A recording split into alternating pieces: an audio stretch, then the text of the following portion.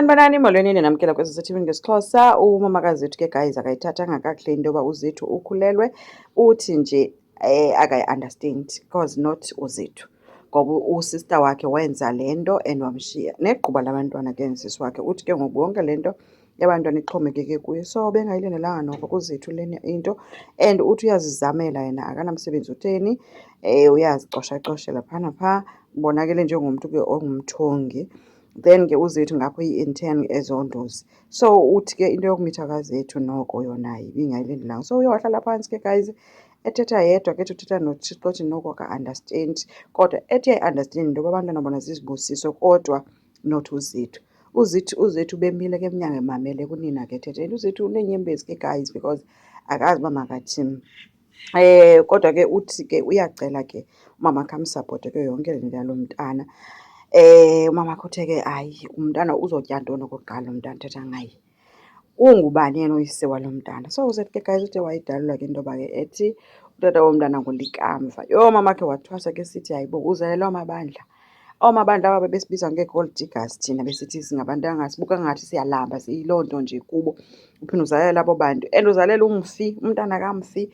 Uzethu becaphuka ke sithi no mama lo mntana uzoba rayithi, akazulamba mntana. But uzolamba lo mntana. Yintoni eyezichumo akazulamba because kaloku njengangoku sihlala kule ndawo sihlala kuyo sisimo uyasibona. Uthi ke omnye no mama ndizokwazi umsebenzi. Uthi njani because kaloku ndise-intern awukafumani ne-leave, awuzukwazi ufumana nje i-leave phaa emsebenzini wakho, ngeke uyifumane i-maternity leave wena. And okwesibini utata walo mntana akekho, so uzawuthini? Uzethu ke utshilo into yoba no yonke into izokwenzeka mama, but mama ke umbonakala uba ukhrosed nje ngayo yonke le nto, especially into yoba lo mntana kuthiwa ngokwazi. Uzethu uye watsho kumama kuba no mama lo mntana samenza out of love nolikamva, so ayingumntana kuthiwa ndimfumene ngathi kutheni. Umama ke becaphuka esithi umntanam uthando alumondli umntana. And ke umama uvakele ke sitsho into yoba utata wakhe wamenza exactly the same thing yokumshiya nabantwana. So uvele wathatha wahlanganisa isimo sikazethu nesakhe esokuba utata wakhe caba wamshiya, but kuzethu uyatsho into yoba ulikamva kaloku yena wasweleka akekho. So guys, ziimeko zikazethu zininzi ke. Ngapha uthe efika ezondo emsebenzini, uzondo ubhizi ngapha uncokola ngento edibanisene nomntana umawethu. Uthi umawethu ukhulile ngoku bemeba noko sekhona umntu endlini ozokwazi into yoba akunikeze abantwana.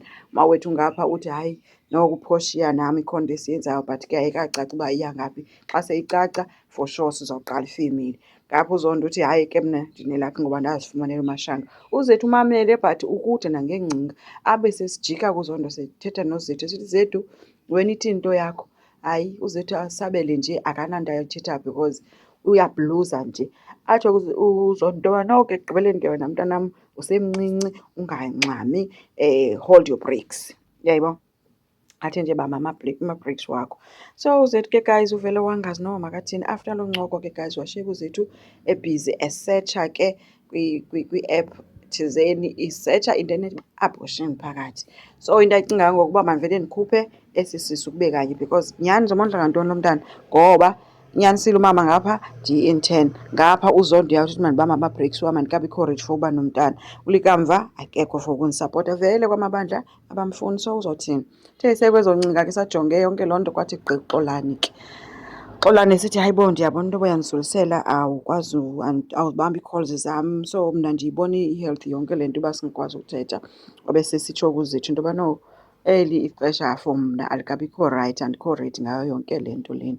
So wabe sesithi ke uXolani okay ke it's fine, but ke into endikuxelayo mna kukuba undazi uba ndikhona, undinikeze itshansi yoba ndikusapote kuyo yonke le meko. And ndiyaxolisa ngento yoba ndithathe iindaba zakho ndiyozithetha ekhaya, ibingeyontoso yam leyo, but ke seyithethile. So uye wamshiya kanjalo ke bemphathele something ke ndicinga uba yilantshi ibikwi-paper bag, esibusa gift bag like. Wamshiyela yona kuba esemka.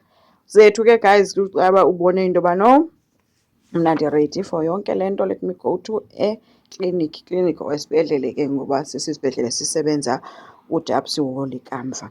Fikile ke phaa wathetha nenesi ethile ixelela ke into yoba ufuna ukuthetha nomntu ozomnceda ngento ye-family planning. Kwathiwa iphi ipartner yakho, wathi no andizanga ngaloo nto leyo, so becinga mhlawumbi uzotofwa. Atsho ke into yoba no ndize ngenye into le like abe seyiqonda kusisi into yoba uzokhupha isisu. Athi okay no it's fine ndiza kunceda ke. Uthe ke esathi uzomnceda kwathi gqila gqirha wayemncedile uZethu ngala mini nee-tests, abe sesithi ucela nesi ihambe iyonceda khona i-patient evele ine-emergency phakathi. Athi hayi shiya komnye unesi, like avele ashiyeke kumabandla ke ngoku ushiya kuDabscal ikamva. Bese sitsho into yoba lo nesi lona, sister lo uze apha for i-termination. Yho!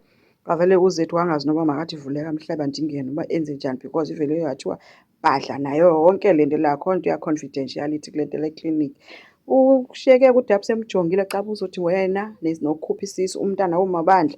So ungathi ke uleyithe akazuba sakwazi ke ukusikhupha ke eso sisu, but asazi ke guys. Enkosi, ngicela siqhubeke, subscribe, silike, singakomente futhi. Bye.